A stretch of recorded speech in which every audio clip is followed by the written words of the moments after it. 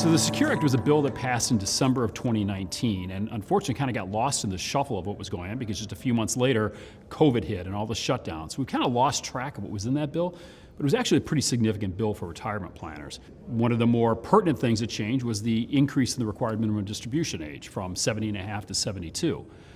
The big hit out of there, though, the one that has the most impact on advisors, is this new 10-year rule, which requires beneficiaries of inherited retirement accounts to distribute those accounts within a 10-year period or face penalties. That's a big change from the life expectancy distributions we used to experience.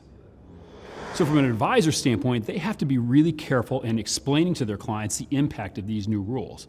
And knowing they have a 10-year time period, it can be easy to forget about this and kind of put it off into the future, which limits your flexibility for later during that period. For beneficiaries, it's important that they understand that while they don't have to take money out of the plan right away, there may be reasons why they want to in order to minimize some of the tax effect later on.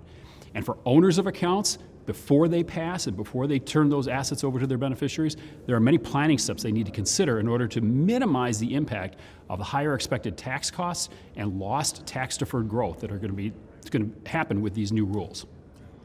The biggest thing financial advisors can do today is check in with their retirement account owners. Review their beneficiary designations, make sure they're still appropriate. Make sure they have actual beneficiaries as opposed to something like estate or will. Review the use of trusts as beneficiaries, as while trusts can still be beneficial, there are some unique rules that make those not quite as powerful as they used to be. And then calculate the impact of these new rules. Just how impacted will the beneficiaries be by those, which will then dictate how far advisors should go in planning around these new rules.